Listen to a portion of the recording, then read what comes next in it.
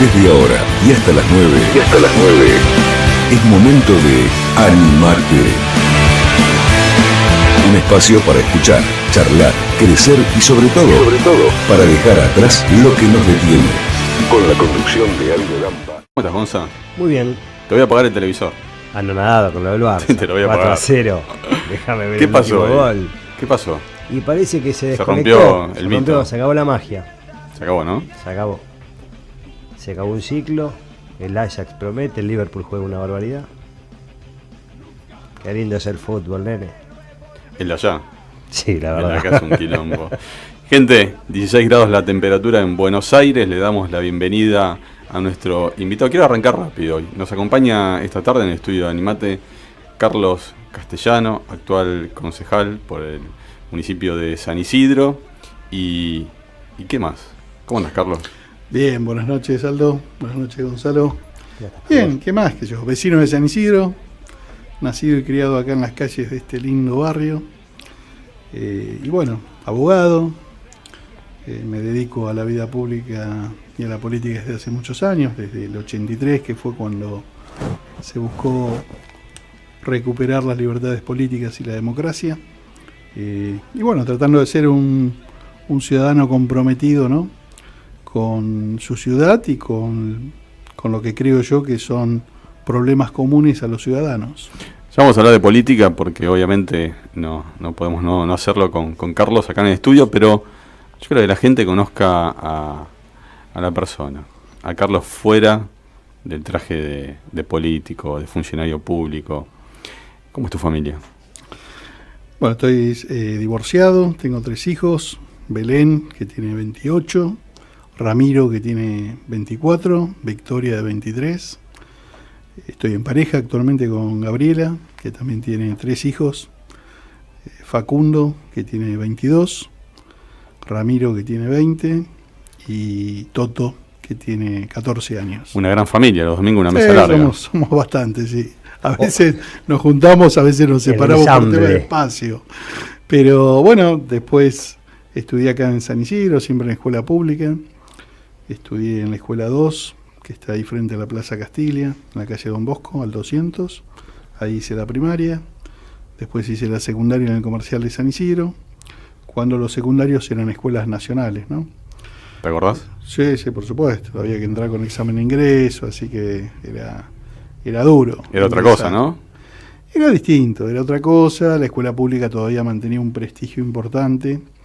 Y de hecho, bueno, un poco, yo recuerdo de aquella época, salvo colegios muy prestigiosos en el ámbito privado, después era como que lo que prestigiaba era ir a la escuela pública, ¿no? Tal cual. Eso se perdió bastante, fundamentalmente en comunidades del Gran Buenos Aires, de la cual San Isidro no es la excepción. Vos hoy muchas familias de clase media por ahí terminan mandando a sus hijos haciendo un esfuerzo económico importante a escuelas privadas, sean parroquiales o no, buscando una mejor calidad educativa, que no siempre la encuentran, pero por lo menos de mínima saben que se les garantizan los días de clase. Por otro lado, bueno, después estudié Derecho en la Universidad de Buenos Aires, donde me recibí de abogado. Tengo una maestría también en Políticas Públicas de la Universidad de San Andrés, que fue lo único que hice en el ámbito privado y porque fui becado. Hincha de Racing, me gusta el fútbol, jugué bastante al fútbol. ¿Festejaste ahora? Sí, por supuesto. Además Racing no te da esas alegrías muy seguidos. ¿Le tenías fe al Chacho? Sí, yo creo que a partir de la mitad del campeonato el equipo se fue consolidando y era como que podías o no salir campeón. Lo que es seguro es que Racing era altamente competitivo, ¿no? O sea, un equipo difícil, un equipo que tiene un estilo de juego. Y me parece que eso le daba a los hinchas de Racing tranquilidad. Pero también yo creo que atrás de todo equipo de fútbol también hay una organización.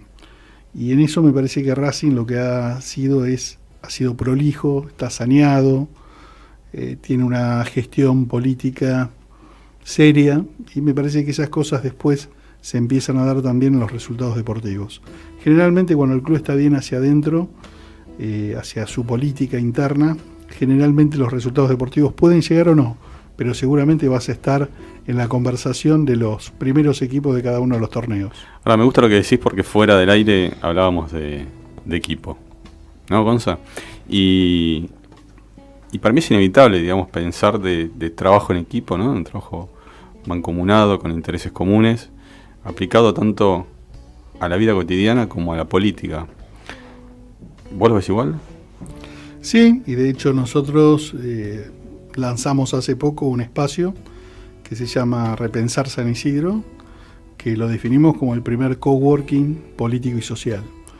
¿Qué es lo que buscamos? Justamente ese trabajo en colaboración. Nos parece que así como en el fútbol, los únicos que juegan, el fútbol no lo hacen solamente los jugadores o los técnicos, también lo hacen los espectadores, lo hacen las instituciones, lo hacen las reglas de juego, es decir, hay fútbol y hay deporte porque hay una regla, lo hacen los árbitros, que son los que de alguna u otra forma tienen que aplicar esas reglas y tratar de ser lo más ecuánime posible, como para que no se desvirtúe la esencia de un deporte tan lindo como es el fútbol. Y me parece que eso perfectamente se tiene que aplicar a lo que es la convivencia social en cualquier ámbito, sea el pequeño ámbito de la familia o de un grupo de amigos, como el ámbito de un club, como el ámbito, por supuesto, mucho más amplio que puede ser el caso de una ciudad, de una provincia o de una nación. Yo creo que esos conceptos son valederos para cualquier organización social.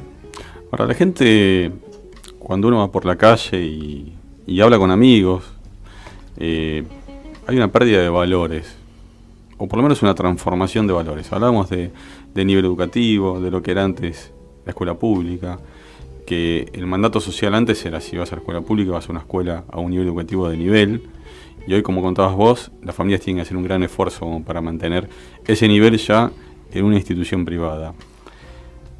Se fue degradando la política a lo paso del tiempo y se fueron modificando los valores también. ¿Cuál es la autocrítica? Yo no escucho a los políticos por lo general haciendo una autocrítica, como tampoco escucho a los políticos o veo hablando del futuro cierto, ¿no? Me pasa a mí, yo no sé si a ustedes les pasa, a vos, Gonzalo, te pasa que estamos siempre zafando el momento. Siempre zafamos este momento, no podemos hablar de futuro, no podemos proyectar el futuro. ¿Cuál es la autocrítica tuya como político? Yo creo que la democracia generó, por un lado, la recuperación de libertades políticas que son esenciales para cualquier progreso social. O sea, sin libertades políticas es imposible pensar en libertad económica, en libertad de prensa, en libertad de asociación, en muchas de las libertades que en forma cotidiana todos tratamos de ejercer y de desarrollar. Y tiene un déficit muy importante, que fue que no generó un proyecto de país para los próximos 30 años. Y me parece que eso tiene que ver con los egoísmos. Tuvo que ver mucho con los egoísmos de la política en la Argentina, de la cual han sido cómplices todos los partidos políticos, incluso el que yo provengo, que es el radicalismo, en el cual me he formado, pero donde también ha sido cómplice de ese déficit. Y me decís, ¿y cuáles son esas cuestiones de por qué no se ponen de acuerdo? Creo, vuelvo a repetirte, que tiene que ver con esos egos personales, y donde entonces muchas veces los que terminan haciéndose del poder público terminan priorizando lo que es una parte muy chiquitita de la construcción democrática, que son las elecciones. Y entonces colocan todo el esfuerzo, sus capacidades, gran parte de los recursos económicos del Estado en función de ganar una elección, de quedar bien con cierto sector del electorado y no tomar las decisiones de fondo que había que tomar en la Argentina. La Argentina sigue discutiendo todavía, por ejemplo, si se puede o no gestionar bien con un altísimo déficit fiscal. Y creo que todas las democracias sólidas del mundo lo que saben es que el déficit es perverso, que sería como si vos manejás tu vida personal tarjeteando todo el día. Tal cual. Llega un momento que lo vas a tener que pagar, y la única forma de pagarlo es o seguir endeudándote, con lo cual seguís dentro del problema, o vendiendo activos para poder cancelar esas deudas, o generando un enorme sacrificio por parte de tu propio entorno familiar, en este caso por parte de la población.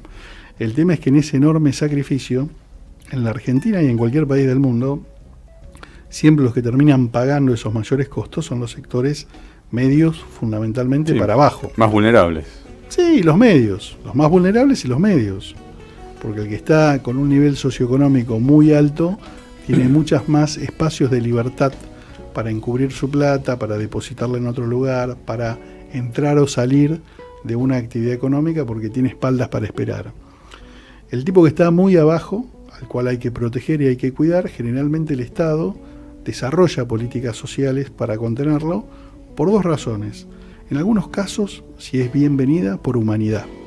Y en otros casos, con mucha perversidad, clientelismo. Lo hacen por clientelismo y por temor a que, como esos sectores sociales ya no tienen nada que perder, se puedan transformar en posiciones sociales violentas. Entonces los que quedan siempre encerrados en ese juego perverso que ha tenido la Argentina en los últimos 70 años, terminan siendo los sectores medios, porque son los que por un lado tienen poco, pero eso poco, si lo pierden, es muchísimo. ¿Está? No es lo mismo que una clase media con mucho esfuerzo construye su casa y mañana puede estar en riesgo de perderla, a que alguien de un sector económico muy alto que tiene muchas propiedades pierda una de sus tantas propiedades, o que estén ocultas atrás de sociedades anónimas esas propiedades, o que un sector muy muy humilde, que como justamente no está incorporado al sistema, no tiene bienes para perder. Y entonces ahí lo que hace falta es justamente que esos valores que en algún momento fueron los que marcaron gran parte de lo que significó esa Argentina que crecía, esa Argentina de la movilidad social ascendente, donde la educación era una herramienta fundamental y el trabajo también, se vuelva a recuperar. Pero bueno, seguramente va a ser un proceso, ¿no? Va a ser un proceso y donde la Argentina en el medio va a tener que seguir atravesando algunas crisis hasta que en algún momento nos demos cuenta, los ciudadanos, que necesitamos buscar políticas que sean mucho más responsables. En Argentina se perdió la credibilidad. La confianza. ¿No? La confianza, la credibilidad, digo, empezar a creer en todo, no solamente en un político. Yo creo que la gente hoy no cree básicamente en nadie. No cree en el funcionario público, en el policía, no cree en un médico, no cree en un político. Y cuando hablas de un periodista, nadie, cuando hablas de sacrificio, aparte de la justicia, lo hablamos en un religioso, no cree en nada. En nada.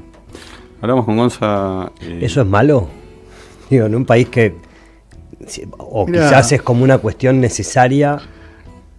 Mira, yo creo que son procesos sociales. Lo cierto es que vos no podrías construir una familia con objetivos de futuro, de desarrollo, si en el seno de ese ámbito familiar lo que impregna todo es la desconfianza. Pero no es. Vos necesitás construir confianza. Pero como un poco el huevo y la gallina, digo, son 70 años. Digo, pero no es malo si sirve para qué.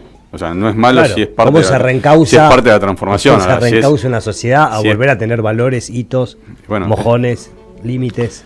El tema es que, por lo menos los últimos 50 años, por decir una cifra, hoy está de moda decir 70 años, las cosas no cambian. Y cuando vos le pedís al pueblo, a la gente, che, aguantate una más, aguantate una crisis más, porque no hay sacrificio. Porque no hay ejemplos. Claro, no hay referencias.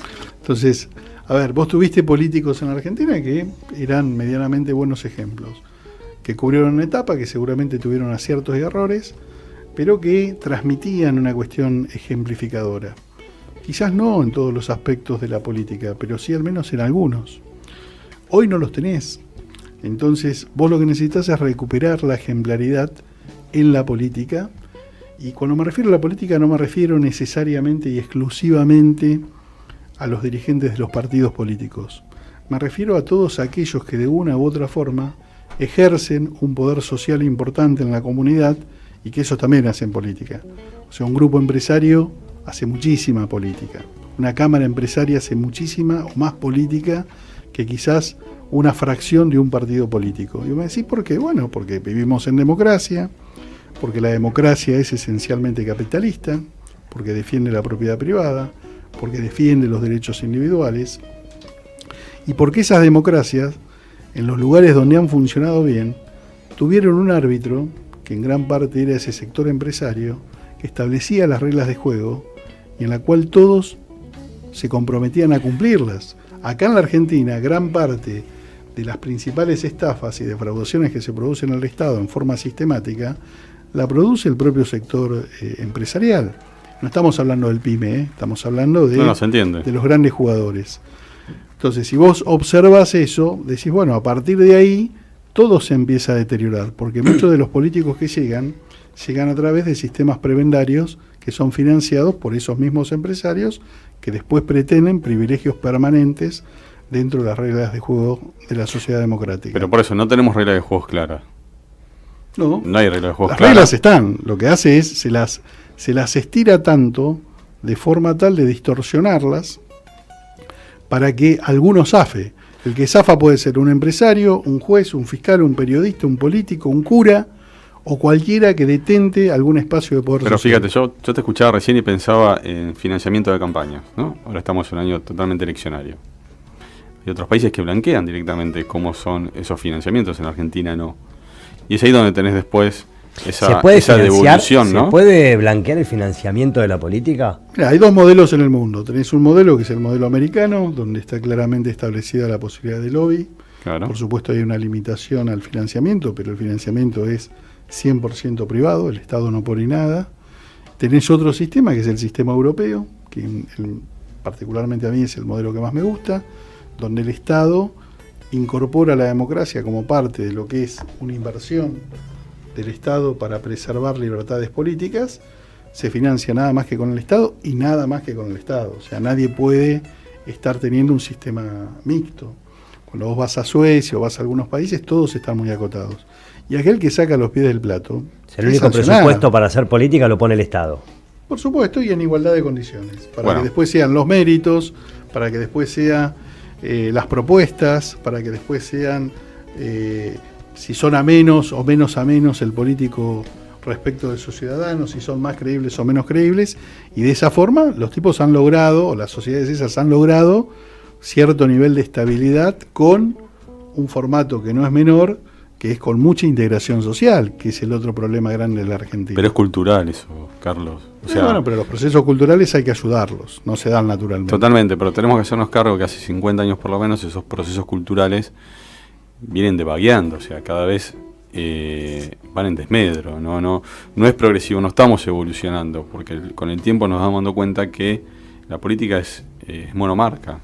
Estamos hablando de menemismo, de kirchnerismo, de macrismo, no estamos hablando ni siquiera de plataformas, ¿no? Cuando hablamos de plataformas entendíamos que estábamos hablando de un proyecto a mediano plazo, de valores, de propuestas, de cosas que son medibles. En Argentina no se mide nada. A mí me gustaría que llegue el día en donde los candidatos establezcan métricas. Y ahí la gente, el común denominador, el tipo de la calle, va a poder evaluar, ¿cumpliste o no cumpliste? ¿Y quién es mejor? Hoy no sabemos quién es mejor que otro, porque no hay métricas. Y las métricas son fundamentales. Ahora, también es cierto que es fundamental el tema de los actores que hacen al respeto a las reglas de juego. O sea, si vos tenés buenas leyes, pero malos árbitros, si vos tenés un buen reglamento de fútbol, pero malos árbitros, tenés problemas. Si vos tenés una lógica cultural, como dijiste vos, donde parece que lo que se impone es el poder circunstancial de turno, bueno, ese es un problema para la construcción de una sociedad más justa.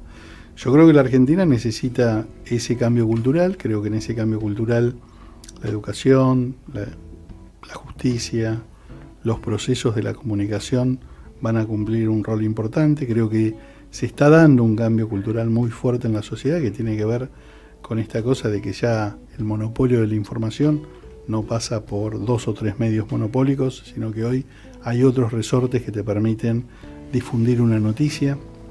Me parece que la cuestión que está vinculada a esta lógica cultural de la cooperación que se produce a través de las redes sociales, me parece que también es un formato que va a ir produciendo cambios culturales, y hay que asumir que las democracias en general en el mundo han entrado en un proceso de crisis.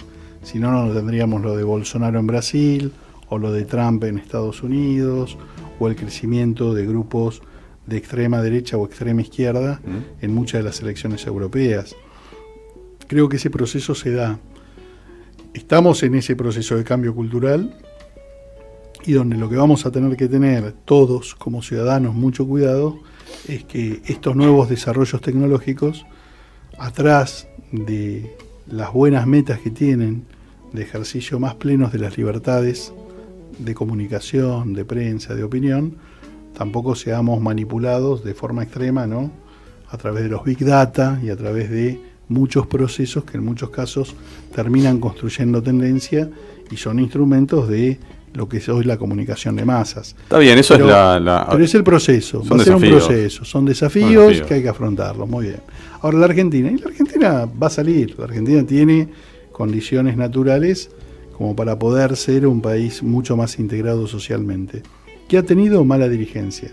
Y esa mala dirigencia ha sido dirigencia empresarial, dirigencia política, dirigencia social, dirigencia gremial, que quizás en esta lógica que ha tenido la Argentina desde que se fundó como nación, que es de ver cómo contrabandeábamos para sacar alguna ventaja, seguramente esa cultura que viene de la época de la colonia fue impregnando gran parte de los distintos actores de poder social de la Argentina. Bueno, yo creo que hay que modificar. No va a ser rápido, no va a ser fácil, y seguramente en el medio vamos a atravesar crisis y sacrificios. Claro, el tema es que te voy a apagar el televisor. Claro. Estaba escuchándolo a Que Carlos la gente atentamente. sepa que estoy apagando el televisor en este momento. Yo te creo, a ver. No, pero no, yo no quiero que me creas. No, ¿Sabes lo que quiero? Es que yo quiero creer que creas en la política, porque la verdad que lo que no va a haber son soluciones mágicas. Yo creo que es el instrumento adecuado. Pero también es difícil, porque estamos en una situación muy difícil. ¿Nunca Argentina. te frustró un amor? Sí, por supuesto. ¿Y por eso dejaste de creer en el amor? Es que yo no dejé de creer en la política, porque creo que la política Bien. y la democracia es el instrumento, es el resorte ese es un buen que camino. tiene una sociedad. Ahora, lo que no puedo dejar de ver es la realidad, porque la realidad lo que indica es que estamos llegando a mitad de año y no tenemos candidatos. Y donde vos estás viendo donde hay un sorteo de intereses. Entonces, y donde vos estás viendo que las coaliciones o las alianzas en los últimos años supieron denotar ese juego de intereses. Y que terminamos siempre pidiéndole a la gente un esfuerzo más, cuando la gente ya cada vez puede menos. Esa es la autocrítica que yo digo. A veces es como que el malicioso, si fuera bueno por conveniencia, ganaría un poco más. Entonces digo, sería momento de que se den cuenta de que esto no va más así. De que ya no es un tema, yo coincido con el tema del ego, ¿no? Ya no es un tema de carteles, de vitrina, de ver quién va y por qué. Es un tema de bronce, es un tema de sacar el país adelante, es un tema de que las generaciones que vienen, la mía ya casi ya está, yo tengo un hijo, entonces muchas veces pienso, tiene ciudadanía española igual que yo, ¿me quedo o me voy? ¿Se queda o se va el día de mañana? Yo creo que se quede, porque me encanta este país, pero cada día pasamos una crisis nueva, cada vez le pedimos un esfuerzo más a la gente, y lo que vemos en devolución de ese esfuerzo es que no cambia nada. No significa que no creo. Quiero creer en el candidato que sale a la calle, y ahora vamos a hablar de San Isidro y de la propuesta de Repensando San Isidro. Quiero volver a ver el candidato en la calle, pero no en elecciones. Quiero ver al concejal, quiero ver al intendente, quiero ver al jefe de la departamental, que el vecino lo conoce. Quiero ver la seguridad de otra manera, quiero ver la educación pública donde el docente sea respetado, donde pueda dar 9 horas de cátedra y pueda llegar a fin de mes. Quiero ver eso. Y me parece que eso es un poco la deuda que tiene el sistema, si querés. Político, nosotros somos responsables, porque nosotros votamos. Y nosotros somos los que si podemos zafar una cola en el banco, después la zafamos.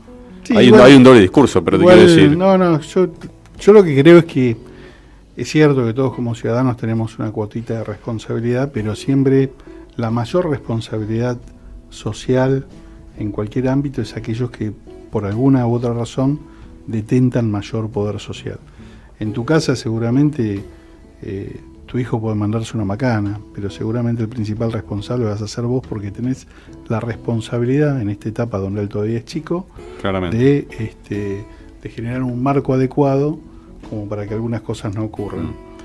Bueno, en la Argentina es lo mismo, o sea, la mayor responsabilidad es de la dirigencia.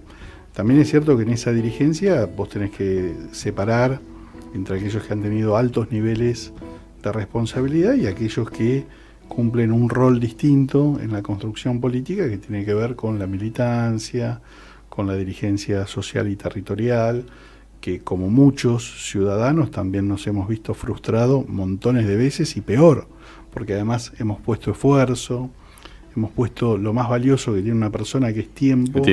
En creer en alguien que nos parece que puede ser una buena alternativa, que después te ves frustrado. Si yo te cuento todas mis frustraciones, perdemos 3 horas de programa más o menos.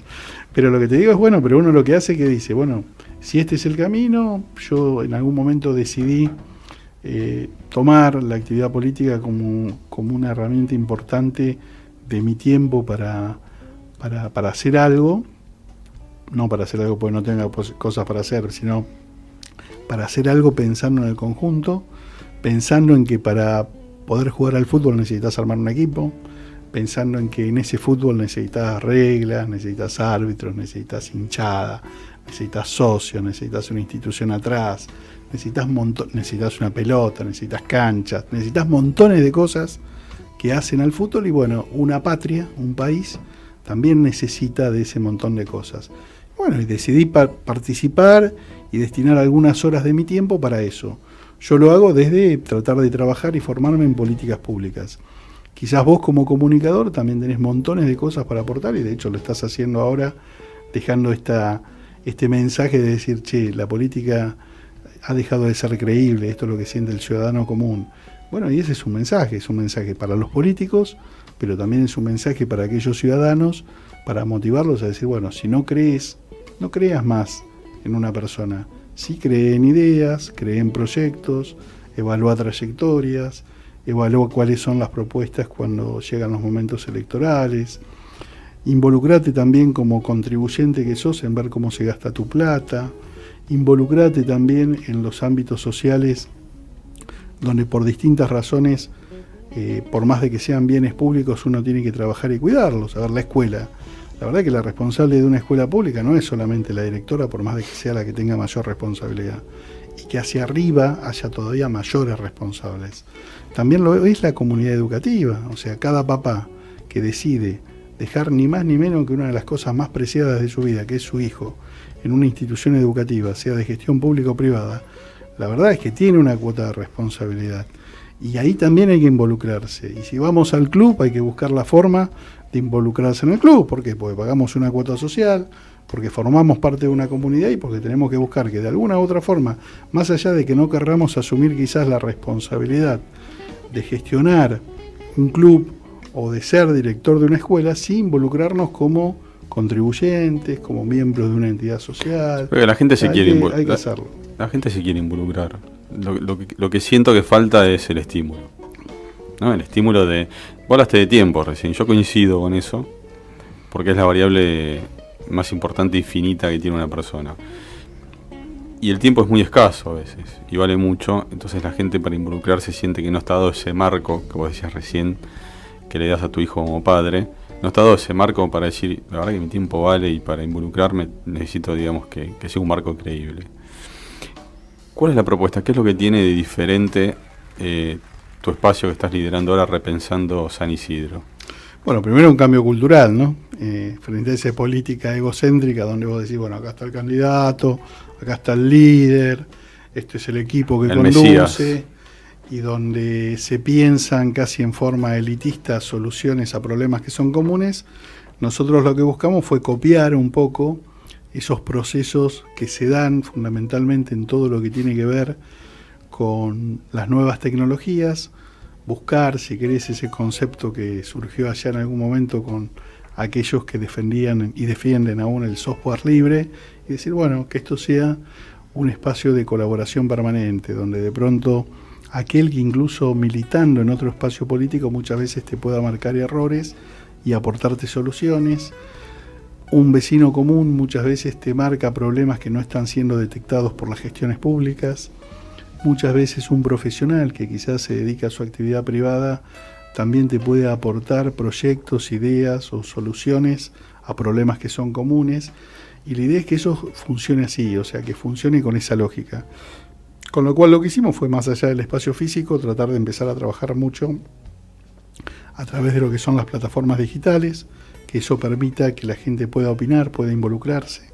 Y es un espacio apartidario, que nos parece que eso es importante, porque justamente lo que no genera son barreras de carácter ideológica respecto de problemas que son comunes. Después puede tener matices. Cuando decís espacio partidario, quiere decir que no importa la ideología política, se puede no sumar importa cualquiera. Si es peronista, si es radical, si es socialista o si es liberal. o si no es de nadie, si no tiene una identidad política configurada en su toma de decisiones electorales. Sí, que sea un vecino que tenga ganas de involucrarse. Nos parece que esa es una buena forma de alentar a que justamente con poco tiempo doña Rosa pueda acercarse y emitir un problema, contar un problema, plantear una solución, y que muchas veces son muy útiles, ¿no? Vos me decís, ¿quién es en el caso de una ciudad, quién es el mejor inspector? El vecino. Es el que sale, ve si la calle está rota, si el árbol rompió la vereda. Pero guarda ahí, ¿te puedo decir algo? Si la luz no funciona. Pero guarda con eso, porque veíamos esta semana que se viralizó cómo ese vecino en Cava, ¿no?, rompía el auto porque le estacionaban. Más allá de que eso está mal, el teléfono que tiene la ciudad para denunciar eso funciona parcialmente. No, pero está funcionando mal el teléfono. Te toman... No, el proceso es parcial. ¿Por qué? Porque de acuerdo en la parte, digamos, de la ciudad autónoma de Buenos Aires que vos te encuentres, tenés grúas y si no, no.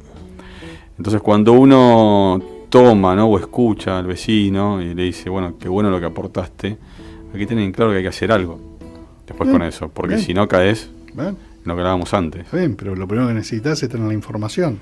Totalmente. O sea, vos recién hablabas de métrica. La métrica lo que te aporta es información, es poder medir resultados. En este caso nosotros lo que primero que tenemos que medir es la apertura de ese proceso de información.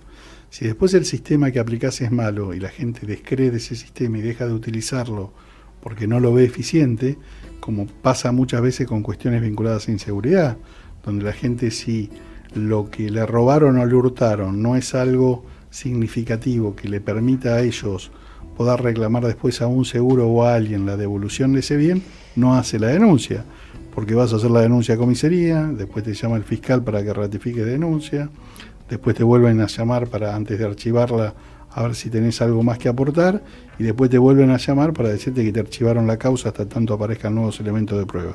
Y seguramente esa causa después prescribe.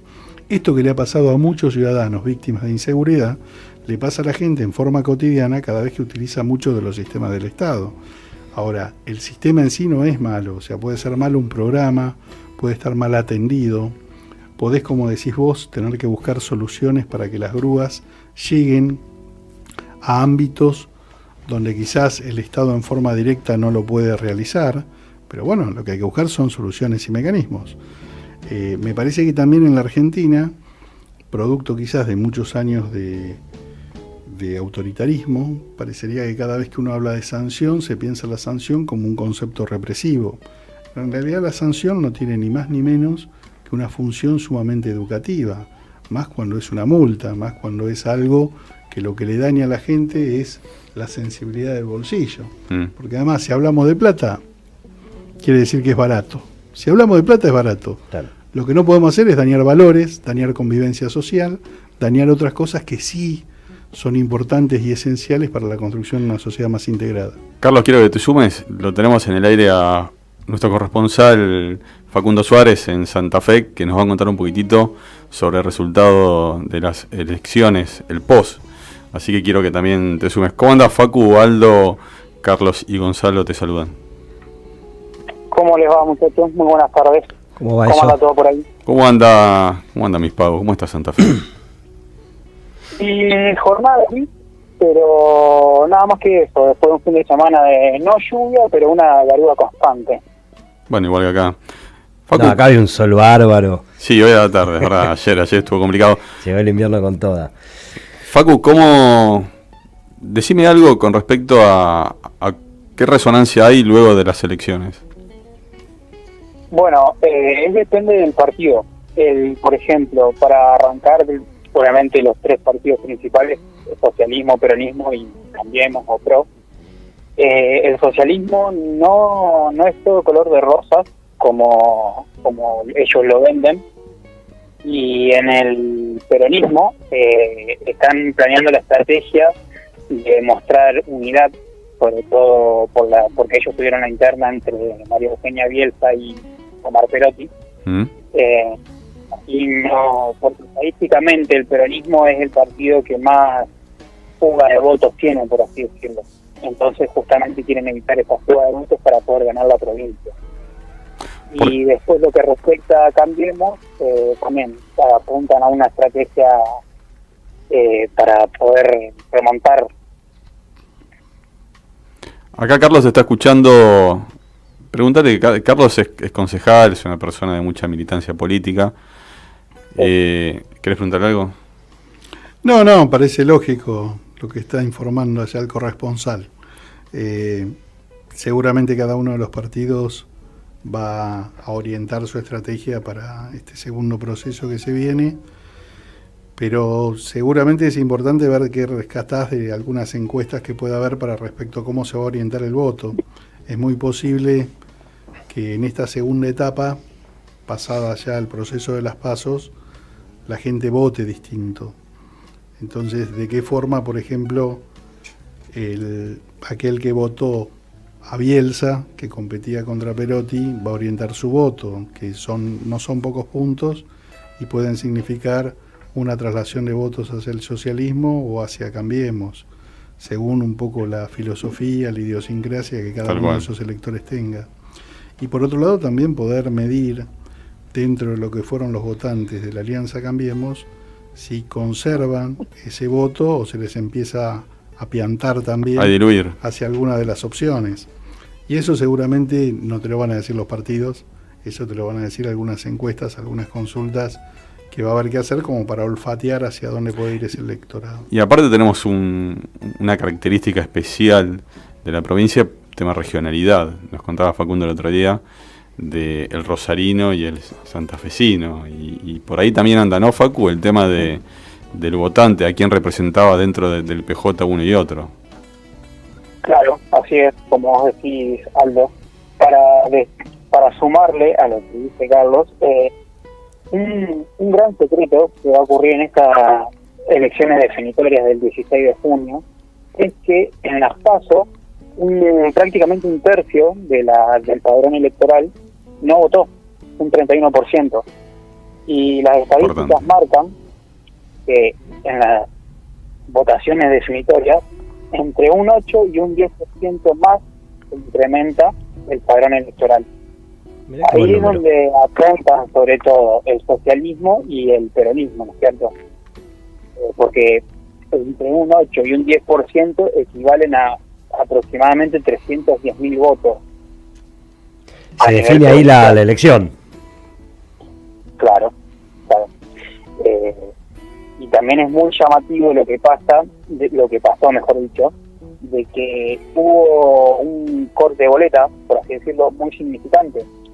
Ustedes fíjense que, por ejemplo, Perotti o la misma María Eugenia Bielsa, entre los dos hicieron un de un 42,68% de votos.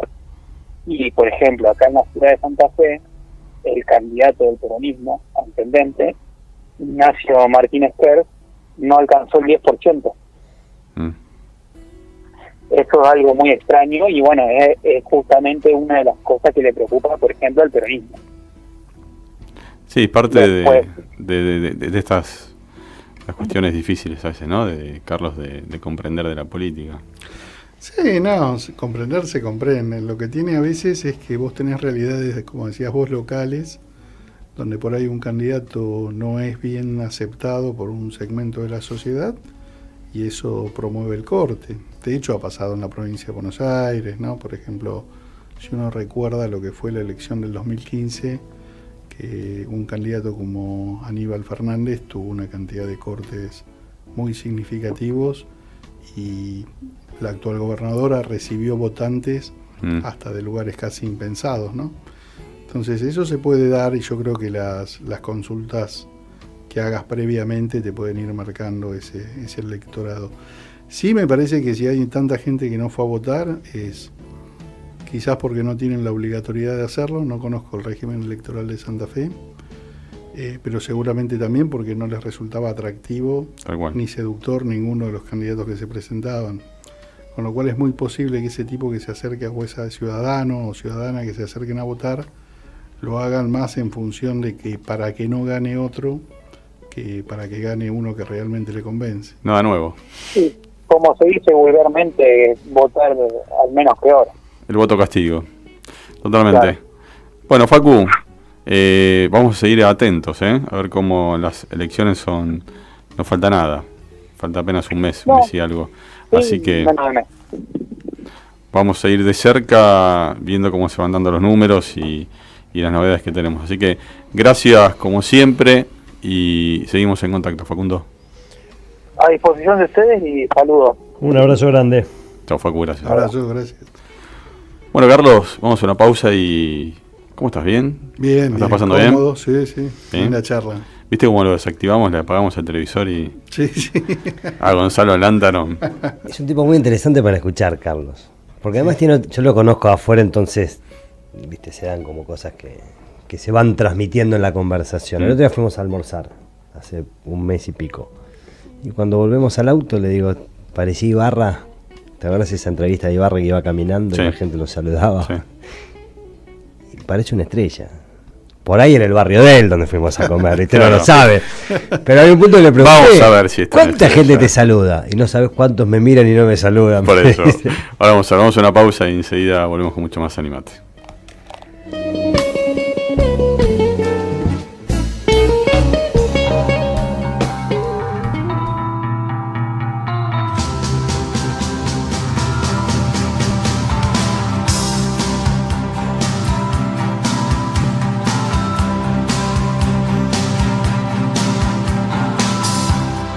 Trudging slowly over wet sand, back to the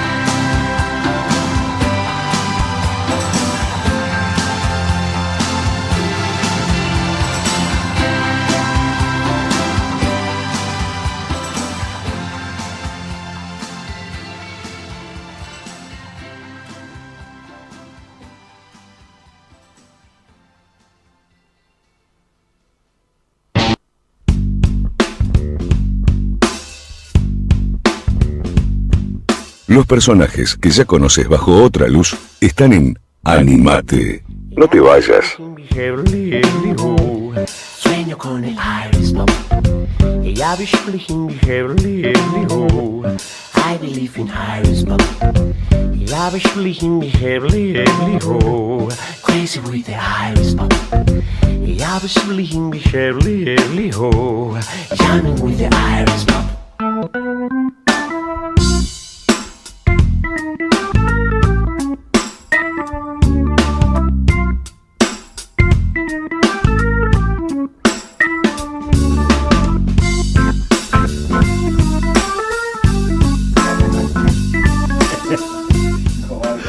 Bueno, regresamos. ¿Qué pasa, Gonza? Quedan anonadados. Estás Quedan calladito, anonadados. calladito. No, parece que venían bien, tampoco es. A mí el tipo nos necesario. mide. Mira vos, Carlos. Es un El tipo nos mide. gran conversador, creo que también su encanto es ese. Ha manejado, te ha tocado bailar en lugares, presidías el parlamento local, donde había expresiones políticas de distintos orígenes y siempre ha sido un tipo que buscaba los consensos, digo, a partir de la charla iba generando Sí, no quería preguntarle denominadores comunes. concretamente con respecto a... Él estaba a cargo del legislativo y después pasaron algunas cosas, dejaste de estar a cargo y lo que fuera. Yo lo que quiero, digamos, es que el vecino se lleve esto, ¿no? Digamos, que se lleve a la persona detrás del traje de funcionario, que lo conozca a Carlos, como también lo conoció a Carlos Juncos la vez pasada, como también van a conocer a otros candidatos. Y ¿cómo ves San Isidro? ¿Cuál sería lo primero que se me ocurre preguntarte es, ¿lo ves mal a San Isidro? ¿Cuál sería el cambio que necesita San Isidro para vos hoy desde tu lugar? Mira, todo depende de con qué te compares, ¿no? Yo creo que San Isidro, si se compara con el resto del Gran Buenos Aires, la zona norte en general, es una zona del Gran Buenos Aires casi privilegiada. Si vos ves Vicente López, San Isidro, San Fernando, Tigre, algunas partes de Pilar, algunas partes de Escobar, la verdad es que decimos, bueno, vivimos, no parece que fuese el conurbano profundo. Tal cual. Pero la realidad es que siempre uno aspira a compararse con buenos modelos, y me parece que San Isidro tuvo una etapa muy fuerte de crecimiento, que fueron los primeros 15 o 20 años de democracia, y que hace 10 años que quedó estancado. Y creo que ese estancamiento es producto de que, entre otras cosas, no se produjeron renovaciones. Entonces esa falta de renovación política lo que hace es que justamente termine faltando innovación en el municipio, termine gestionándose mal los recursos de los contribuyentes, en el sentido de que se terminan haciendo obras muchas veces más vinculadas a satisfacer electoralmente alguna necesidad que a planificar la ciudad en el mediano y corto plazo. Y entonces vos te parás hoy, qué sé yo, en el centro de San Isidro, en Alsina y Centenario, y mirás hacia todo lo que es el área más importante de la zona norte en términos comerciales, administrativos, financieros, que es el centro de San Isidro. San Isidro es casi la capital de la zona norte. Acá están los tribunales, acá están todos los colegios profesionales, médicos, abogados, arquitectos, escribanos, ciencias económicas. Es decir, ¿y qué le pasa? ¿Cómo está? Y no está feo, pero está igual que hace 30 años. Es decir, le faltó innovación. Si a eso le sumás que la gestión no ha desarrollado ese vínculo que tiene que ver con lo que se llama hoy gobierno abierto, vinculada a las políticas de transparencia para que justamente el ciudadano, un espacio político opositor, te obliguen de forma sistemática a mejorar tu gestión, eso termina generando aburguesamiento y achanchamiento. Entonces, ¿qué ocurre? El poder político y todo lo que tiene que ver y está vinculado a sus funcionarios, llega un momento que desvían objetivos. ¿Y qué hacen? Están más pendientes de ver cómo cuidan sus sillones de burócratas y ver cómo siguen privilegiando algunos espacios de poder que en innovar. Fíjate vos lo que hizo la Ciudad de Buenos Aires, ¿no? Y más allá de la ideología que cada uno puede tener, si le gusta o no le gusta la gestión del PRO en la Ciudad de Buenos Aires. Lo que está bien, está bien. Lo cierto es que fueron innovadores. Fueron innovadores cuando decidieron, por ejemplo, gestionar la movilidad en la ciudad, incluso peleándose con algunos sectores, y metieron el Metrobús, Sí. metieron las bicisendas, metieron el tema de la imposibilidad de estacionar en algunos lugares. En San Isidro no está el Metrobús. No, No. y tampoco hay bicisendas que te dejen en algún lugar. Las únicas bicisendas que tenés son bicisendas de carácter recreativo. Y vos lo que necesitas es que una bicisenda, si lo pensás Como y lo medio de conceptualizás como medio de transporte, te tiene que dejar en una escuela. Sí, es totalmente restrictivo Tiene- acá. Tenés un horario, yo justo vengo en bici del centro y venía por el bajo y esos carteles que están hace un tiempo que dice solamente prioridad el sábado de tal hora a tal hora. Digo, no hay una cuestión de movilidad sino Claro. de recreatividad. ¿Te pasa mucho eso de que vas en la calle caminando y ves una ciudad como que la choca en un montón de cosas que decís, pero mira esto qué mal, mira esto, digo, Sí, por ejemplo, el tema de las veredas. Por ejemplo, vos ves las veredas, se hicieron ahora hace poco las veredas de San Isidro. La verdad es que el proyecto original, que además fue consensuado con la Cámara de Comercio, se hizo un concurso, participó también el Colegio de Arquitectos. La planificación era un centro comercial mucho más amigable a la movilidad, donde vos lo que buscabas es que las calles estén unificadas, lo que es veredas y calzadas, porque eso te mejora mucho el tránsito, donde los árboles que nos encantan en los sanisidrenses, pero nos traen el problema de que nos rompen las veredas, Sí. se haga el recorte de raíces y además lo que se tiene que hacer es tabularlos con un buen hormigonado de por lo menos 70-80 centímetros para que justamente la raíz después en poco Claro. tiempo no te vuelva a reventar las veredas. Bueno, se hicieron rápido, mal, con lo cual se malgastó la plata y si vos vas a algunas calles donde ya se hicieron las veredas nuevas, ya las raíces se están volviendo a romper esas veredas. Y si a eso le sumás que San Isidro no promueve la optimización del espacio público, así como en la vida de las personas el tiempo es lo más escaso y lo que más vale, en lo que es la gestión de una ciudad, lo que vos tenés que optimizar es el espacio, porque es lo más escaso que tenés. Entonces, por ejemplo, ¿qué hace San Isidro? No planifica bien el estacionamiento. Fue una buena decisión allá en los años 90 cuando decidimos que el uso del espacio público no sea utilizado de forma irracional y se lo limitó a través del parquímetro, del estacionamiento medido. Pero la verdad que eso después quedó obsoleto. Vos hoy tenés aplicaciones que te permiten, entre otras cosas, poder medir el tema del estacionamiento, poder mejorar en forma permanente la gestión del tránsito y del estacionamiento, y San Isidro no lo ha realizado. Si vas acá a la plaza de enfrente, que es la plaza principal de San Isidro, que es la Plaza Mitre, frente es a la un catedral, baldío. está detonada.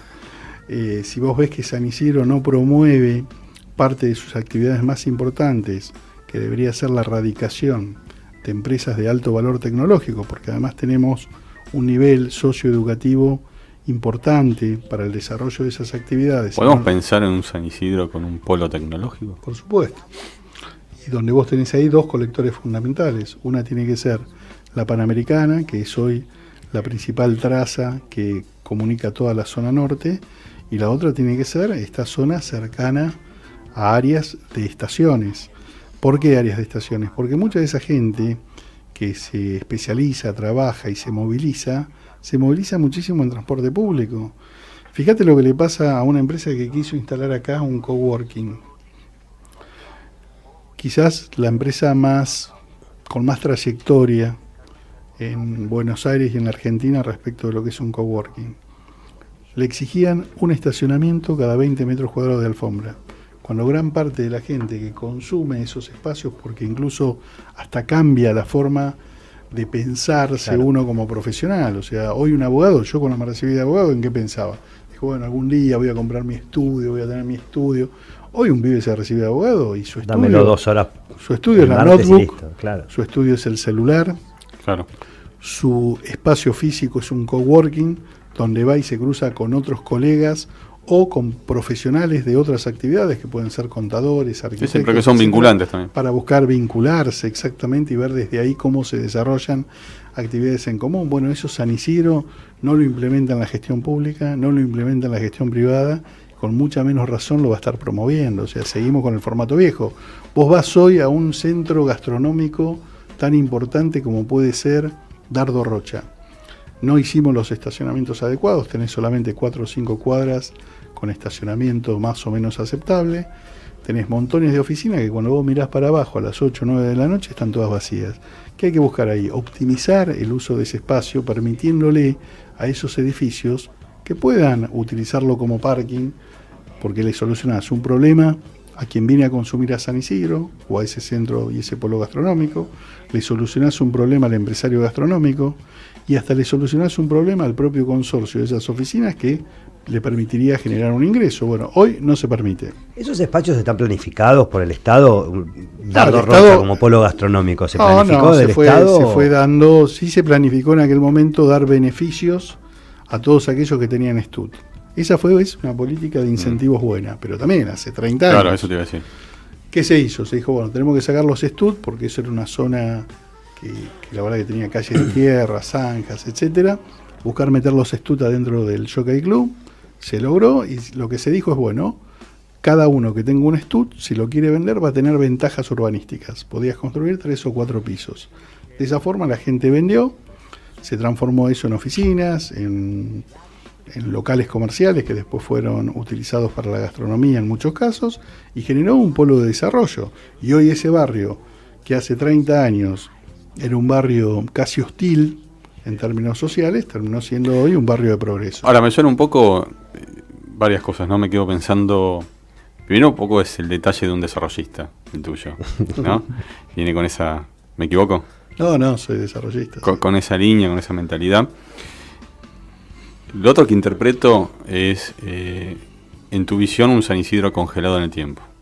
Sí, ¿no? sí, sin duda. Como una buena marca. Si somos buena marca, Sí, ¿para qué claro. vamos a cambiar si ya somos buena marca? ¿No? Como que falta mejorar, ser un poco más ágiles, más dinámico, ayornarnos a los desafíos actuales. ¿Cómo es la cultura en San Isidro? Tenés de todo. San Isidro tiene casi un 50-60% de clase media, que podrías decir media y media obrera. Después tenés un segmento chico de clase media baja, que por ahí de barrios vulnerables, que estará más o menos en el 10-12%. Y después tenés aproximadamente un 30-35% de lo que podemos definir como clases medias altas y altas que integran San Isidro. Pero más allá de la conformación social, vos lo que necesitas es, los sanisidrenses estamos orgullosos de vivir en San Isidro, como creo que el tipo de Olivos, el de San Fernando o el de Tigre, de tener el privilegio de vivir en la zona norte. Pero lo cierto es que vos tenés que innovar, porque además el mundo te lo va a estar exigiendo. Y si bien San Isidro es una muy buena marca, lo que necesita es justamente modernizarse sin agredir las características del verde, del arbolado, de la vida al aire libre, de esa cuestión de barrio que tenemos los sanisidrenses y que nos encanta. Y hoy por hoy tenés que formatear San Isidro con otra lógica. Vos no podés tener, por ejemplo, una avenida como Fleming en Martínez, que es quizás un centro y un polo comercial tan o más importante que la calle Alvear, porque los vecinos de Martínez van muchísimo, sin estacionamientos, donde hay un abuso del espacio público respecto del estacionamiento, sin arbolados adecuados, sin veredas adecuadas. Lo mismo te ocurre en Rolón, en Bécar, donde es una avenida anchísima, donde podrías hacer montones de intervenciones urbanas para fortalecerla, para mejorarla, para potenciarla, para que esa actividad económica genere empleo, para que te genere incluso alianzas que te permitan desarrollar crecimiento. Estaba pensando en eso. La semana pasada hicimos una entrevista a las emprendedoras. Viste cómo te lo la mente. Y las chicas nos planteaban, digo, acá estamos pensando el desarrollo de una ciudad, ¿no? Es abrirle el capó a la ciudad y decir, bueno, ¿cómo Sí. ya está, existe la inyección, se terminó el carburador? Las chicas el otro día contaban en su historia personal que dejaron de laburar en empleos formales y se repensaron desde el emprendedurismo. Y las dos, había un común denominador en dos personas que eran por edad diferentes, por estilos diferentes y por sus productos que vendían diferentes, y el común denominador fuimos al Estado con un problema y el Estado nos dio 3 problemas y ninguna solución. Claro, bueno. El problema de ellas, el problema que era hablar con alguien del Estado y el problema que le generaba esa conversación. Mirá, fíjate vos si hay antigüedad en el pensamiento de la gestión pública, que por ejemplo si vos hoy querés abrir un showroom en San Isidro te dicen que no. Vos vas a una Que no. oficina, te dicen que no, pues no, te dicen que no porque es competencia desleal. Es competencia desleal en la medida que no está habilitado. Totalmente. Si el lugar está habilitado, puede transformarse en otro espacio más de crecimiento económico. Porque además, ¿qué es lo que está pasando dentro de lo que son los procesos de transformaciones laborales y educativos que van dando estas nuevas tecnologías? Que el empleo tal cual como lo conoció mi viejo, que laburó 45 años en ferrocarriles, era ferroportuario, Mirá vos. la verdad es que el tipo, eso no va a pasar más. No. Salvo el Estado, que te garantiza cierto nivel de estabilidad y cada vez lo usa menos a ese formato porque te utiliza programas con contrataciones. Lo cierto es que hoy la rotación de empleabilidad es muy rápida. Lo cierto es que hoy sabemos, por estudios no de cualquier universidad, sino de la de Oxford, que me parece que algún nivel académico tiene y alguna seriedad tiene, que casi el 30% de los empleos que hoy conocemos y profesiones que hoy conocemos van a desaparecer en 20 años. Te tiro un número si querés. Andrés Oppenheimer, Sí, seguramente sí, lo tengo el leíste. libro. Okay. Sálvese quien pueda. Sábese quien pueda. Es un poco más del 30%, y yo se lo creo. Nos estamos yendo, pero me quedé con estas chicas, que estamos hablando de Marina y Julieta. Le cortamos a Carlos el programa anterior. Ambas emprendedoras, mujeres, diferentes edades, diferentes motivos, pero con un mismo espíritu. Al encontrarse en este espacio después, cuando terminamos el programa de radio, una tenía una necesidad que terminó siendo satisfecha por la otra. Eso no. La historia te la puedo contar después, pero Suena, sí, quiero saber más. Contá. no sea mal pensado. No, Yo no pensé nada malo. lo cierto es que una de ellas cocina, hace cocina vegana y tiene un emprendimiento muy, muy lindo. Y una de las chicas que vino a acompañar a Julieta, que era emprendedora, tiene en su oficio desarrolla eventos. ¿Y cuál era el problema de Mica? Que tenía en 3 días que desarrollar un evento y no tenía comida vegana. Solucionado. Bien. Digo, esto es sencillo, ¿no? Claro. Te lo tiro a vos. Bueno, pero eso tiene que estar formateado por el Estado para que Exactamente. justamente la gente pueda vincularse. Bueno, esa Para es la idea de que un se coworking. vincula, Claro. Es esa el es la idea. concepto. Y que el Estado esté para promover el microemprendedurismo. ¿Por qué?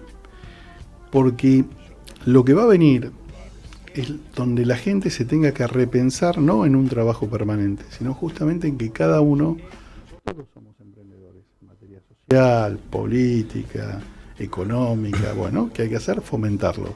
Pero para eso necesitas una herramienta muy importante, que es generar espacios de capacitación y de conocimiento que estén vinculados a esa nueva lógica. Y la verdad es que la educación formal en la Argentina y en la provincia de Buenos Aires en particular, salvo excepciones de alguna escuela privada que trabaja muy bien las cuestiones de nuevas comunicaciones, de robótica, etcétera, no prepara a los chicos que terminan un secundario para ser un emprendedor. Y ahí es donde tiene que estar el Estado municipal, con academias a contraturno para que le ofrezcan a esos chicos, fundamentalmente aquellos de los colegios que no tienen esas posibilidades de acceso a esas herramientas, la posibilidad de que se capaciten, porque eso va a ser tu ciudadano, tu contribuyente del futuro. Estamos de acuerdo, nos estamos yendo muy, pero muy lindo programa, gracias. Dejas hacer una más porque Por está supuesto. bueno el diagnóstico, viste que siempre cuando habla de política, Claro, a de ver. fútbol, el diagnóstico está, todos tenemos un diagnóstico. Dale, 1 minuto. Pero en la política, ¿tenés eco de estas cosas que vos planteás? Sí, por supuesto, o sea, también depende de los sectores sociales, si vos hablás de los sectores más que nada etarios, si vos hablás por ahí con una persona que ya está a punto de jubilarse, quizás no lo visibiliza tanto, pero cualquier persona de menos de 40 años lo empieza a visibilizar porque lo ve que ese tema lo va a tener con su hijo quizás, o ya lo está teniendo con su hijo, que por ahí tiene 20 años, no consigue empleo, rota permanentemente de empleo, a lo largo de su año laboral por ahí trabaja 6 meses y 6 meses no está trabajando. Entonces me parece que ahí hay toda una herramienta y hay todo un potencial que tiene San Isidro para hacerlo, y la zona norte en general, que además cada vez que vos ves un emprendimiento bueno y nuevo, la gente va, consume, adquiere, se moviliza.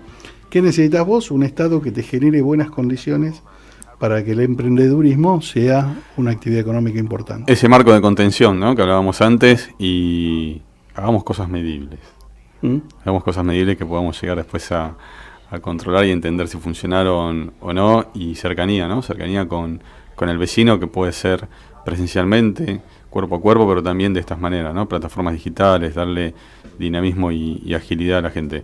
Gracias. ¿Qué te quedan 30 segundos para decirle algo al vecino de San Isidro que te está escuchando? Y al vecino de San Isidro lo que sí le diría es que San Isidro puede estar muchísimo mejor de lo que actualmente está. Y para eso necesitamos producir el cambio político que San Isidro está necesitando. Gonza. Nada, me quedo con la imagen de un tipo que conoce San Isidro y tiene esa cosa como que ama su ciudad, ¿no? El tema es qué capacidad después existen y si existe condiciones en esta democracia un poco injusta para con el que no maneja el Estado de poder generar esas condiciones. Bueno, tengamos fe. Hoy me lo decía él. Hay que empezar a creer. Tenemos que recuperar los valores.